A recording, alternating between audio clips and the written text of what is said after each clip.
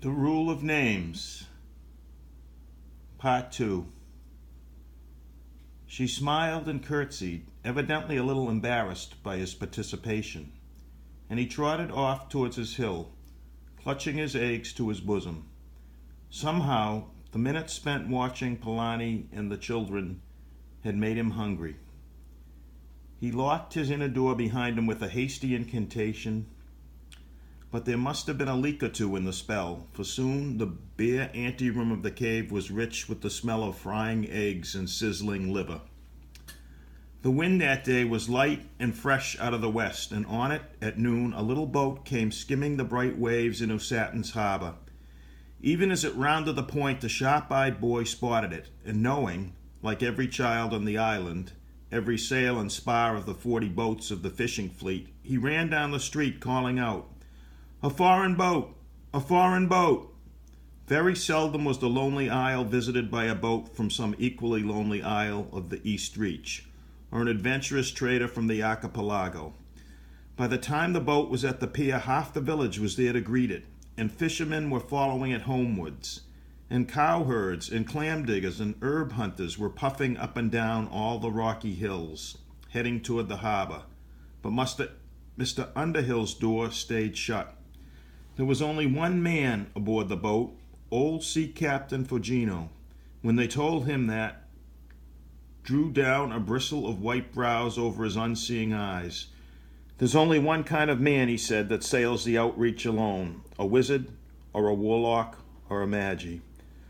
So the villagers were breathless, hoping to see for once in their lives a magi, one of the mighty white magicians of the rich, towered, crowded, inner islands of the archipelago.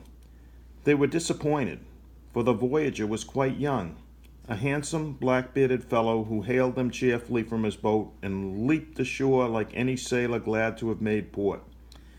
He introduced himself at once as a sea peddler, but when they told Sea Captain Fogino that he carried an oaken wooden walking stick around with him, the old man nodded.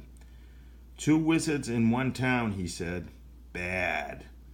And his mouth snapped shut like an old cop's.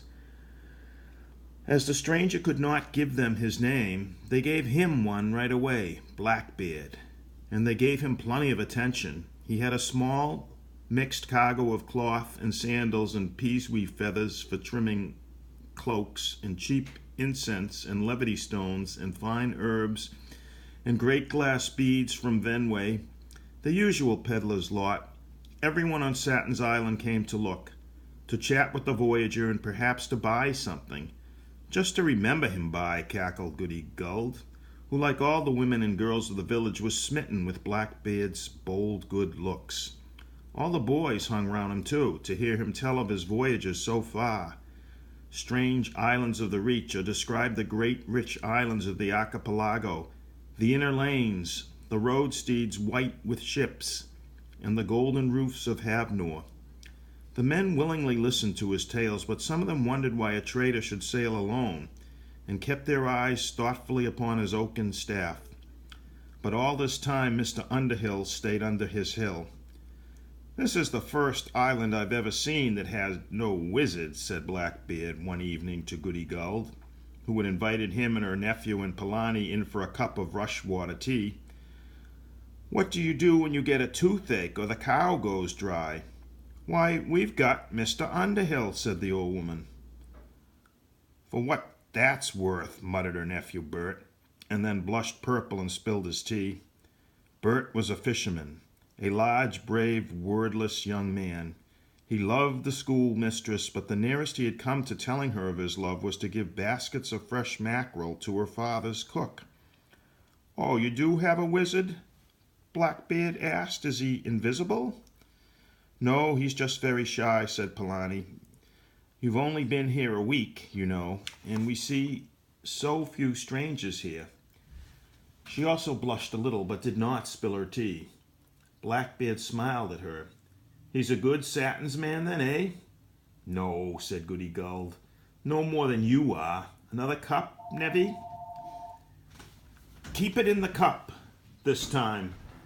"No, my dear. He came in a little bit of a boat 4 years ago, was it? Just a day after the end of the shad run. I recall, for they was taking up the nets over in East Creek, and Pondy Cowherd broke his leg that very morning. 5 years ago it must be. No, 4. No, 5 it is. 'Twas the year the garlic didn't sprout. So he sails in on a bit of a sloop, loaded full up with great chests and boxes, and says to see Captain Fugino, who wasn't blind then, though old enough, goodness knows, to be blind twice over. I hear tell, he says, you got no wizard nor warlock at all. Might you be wanting one? Indeed, if the magic's white, says the captain, and before you could say cuttlefish, Mr. Underhill had settled down in the cave under the hill and was charming the mange off Goody Bellow's cat. Though the fur grew in gray, and 'twas an orange cat.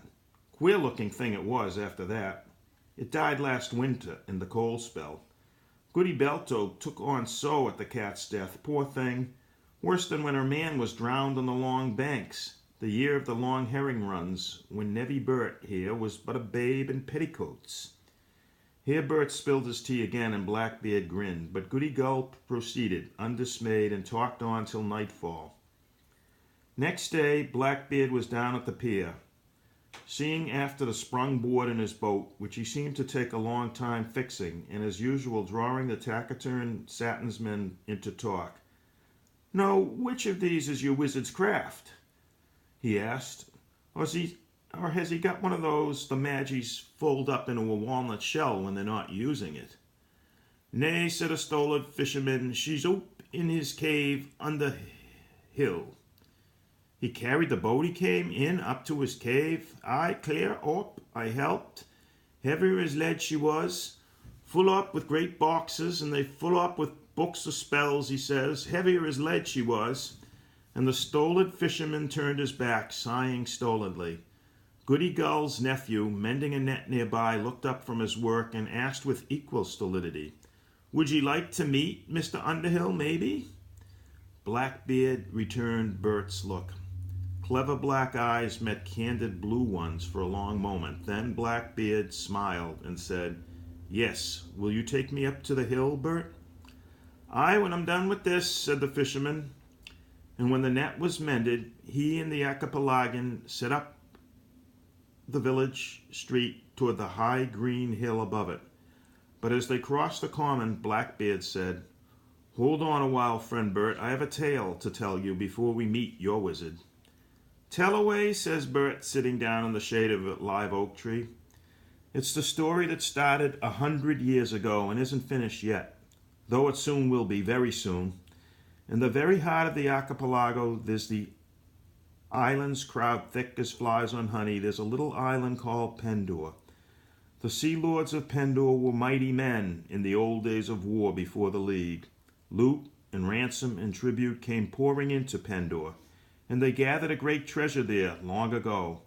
Then, from somewhere away out in the West Reach, where dragons breed on the lava islands, came one day a very mighty dragon. Not one of those overgrown lizards most of you out-of-reach folk call dragons, but a big, black, winged, wise, cunning monster full of strength and subtlety, and like all the dragons loving gold and precious stones above all. He killed the Sea Lord and his soldiers, and the people of Pendor fled in their ships by night. They all fled away and left the dragon coiled up in Pendor towers. And there he stayed for 100 years, dragging his scaly belly over the emeralds and sapphires and coins of gold, coming forth only once in a year or two when he must eat. He'd raid nearby islands for his food. You know what dragons eat?" Bert nodded and said in a whisper, "Maidens." "Right," said Blackbeard. "Well, that couldn't be endured forever, nor the thought of his sitting on all that treasure.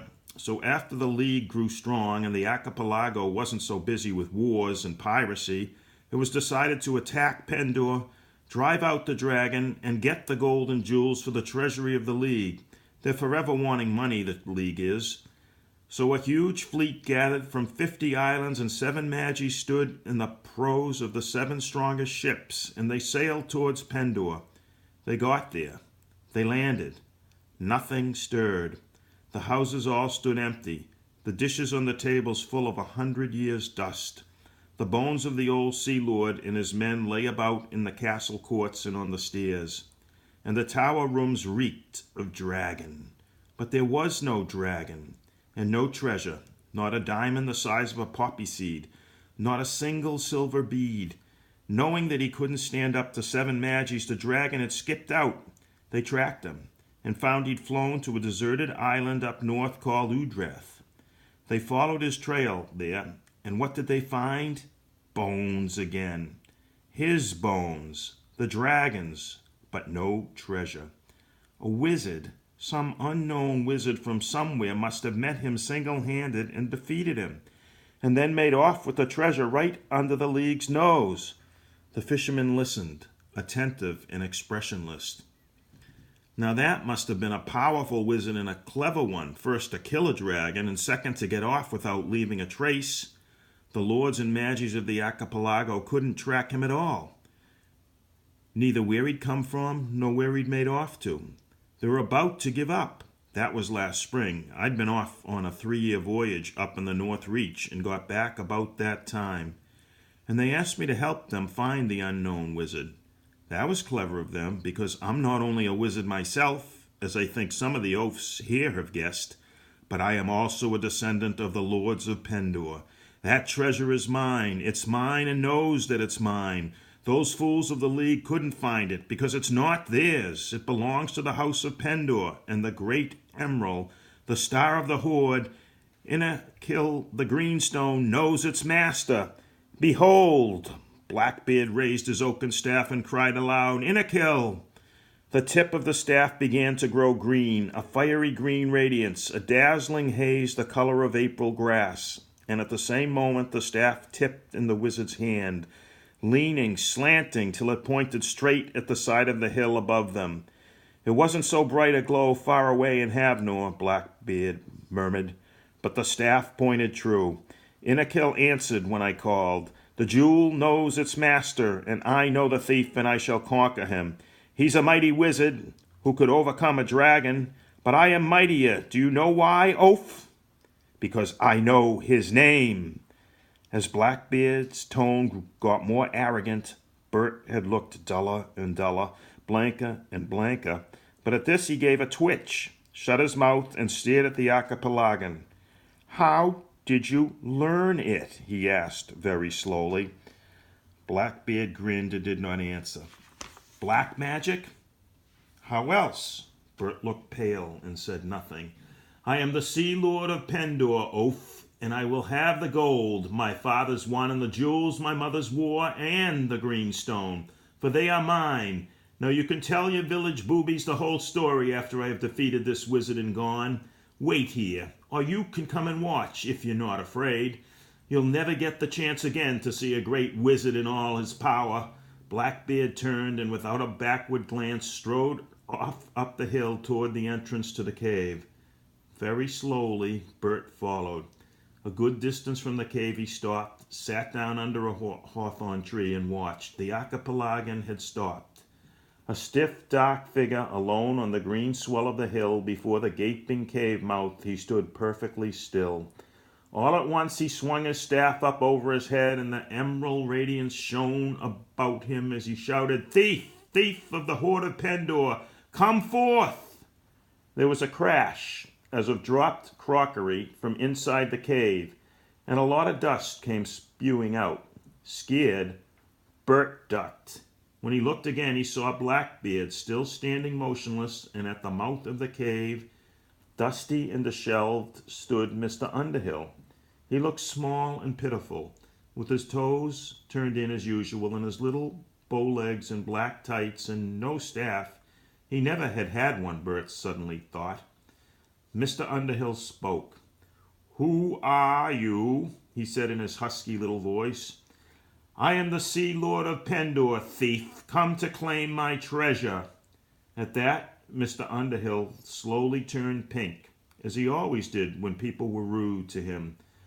But he then turned something else. He turned yellow. His hair bristled out. He gave a coughing roar and was a yellow lion leaping down the hill at Blackbeard, white fangs gleaming.